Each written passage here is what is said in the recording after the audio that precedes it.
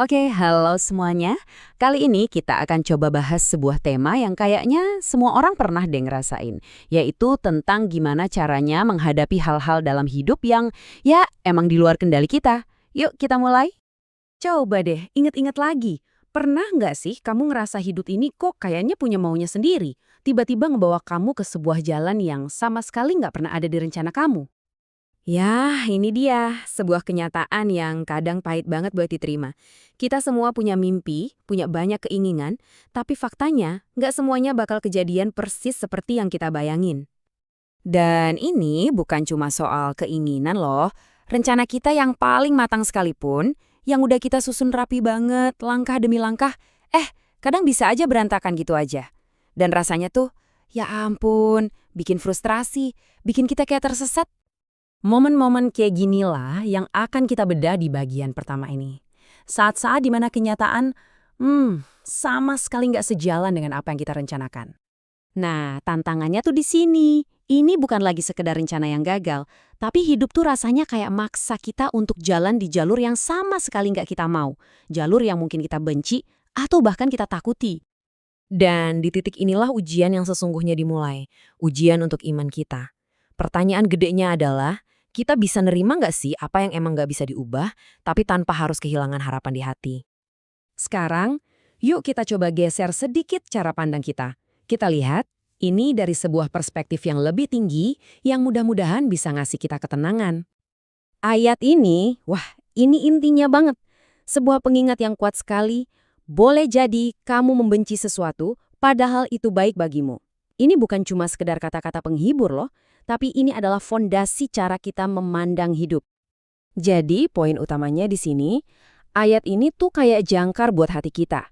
Pas kita lagi bingung, lagi kalut, ayat ini ngingetin kalau ada kebijaksanaan yang jauh, jauh lebih besar dari pemahaman kita. Bahwa Allah Maha Tahu, sementara kita ya nggak tahu. Dan slide ini ngegambarin perbedaannya dengan jelas banget. Coba lihat. Di satu sisi ada kita. Pandangan kita tuh terbatas pada hari ini aja. Cuma bisa lihat rasa sakitnya sekarang, kecewanya sekarang. Nah, di sisi lain ada Allah yang melihat gambaran utuhnya, keseluruhan cerita hidup kita, dari awal sampai nanti yang bahkan belum kita jalanin. Oke, kita lanjut ya ke bagian yang penting banget biar kita nggak salah paham. Jadi, menerima itu sama sekali bukan berarti menyerah. Ini dua hal yang beda banget. Konsep ini tuh bukan cuma teori, tapi lahir dari pengalaman nyata. Penulis dari Ruqyah Hati Institute sering banget nemenin orang-orang yang lagi berjuang sama kenyataan pahit. Mungkin ada di antara kita yang relate ya, pernikahan yang harus berakhir, impian yang rasanya makin jauh, atau hubungan yang terpaksa harus dilepaskan. Nah, disinilah muncul satu istilah kunci, yaitu ridho. Apa sih ridho itu? Ini bukan soal kekalahan ya, justru ini adalah sebuah tindakan aktif untuk berdamai dengan kenyataan. Ini tentang menemukan ketenangan yang lahir dari keyakinan penuh bahwa pasti ada kebaikan di balik setiap kejadian. Nah, yang menarik dari slide ini adalah perbandingannya yang jelas banget. Kalau menyerah, itu artinya kita ngerasa kalah. Kita kehilangan harapan. Udah, selesai. Tapi kalau ridho atau menerima, itu soal berdamai, menemukan ketenangan batin, dan yang paling penting, percaya. Percaya pada sebuah rencana yang lebih besar dari kita. Dan ini membawa kita ke bagian terakhir yang paling menguatkan. Ternyata, kekuatan itu justru bisa kita temukan di dalam penerimaan itu sendiri. Saya mau kita semua benar-benar meresapi kalimat ini ya. Menerima itu bukan berarti kalah. Ini harus jadi cara pandang baru kita. Ini bukan tanda kita lemah. Justru ini adalah bentuk kekuatan batin yang luar biasa.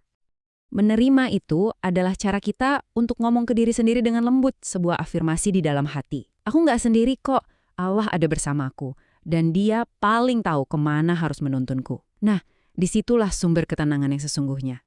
Jadi, sebagai penutup, saya mau ninggalin satu pertanyaan untuk kita renungkan. Dari semua hal yang mungkin lagi terasa berat dan di luar kendali kamu saat ini, kira-kira hal apa ya yang bisa mulai kamu terima hari ini? Bukan sebagai kekalahan, tapi sebagai langkah pertama untuk menemukan ketenangan yang sejati.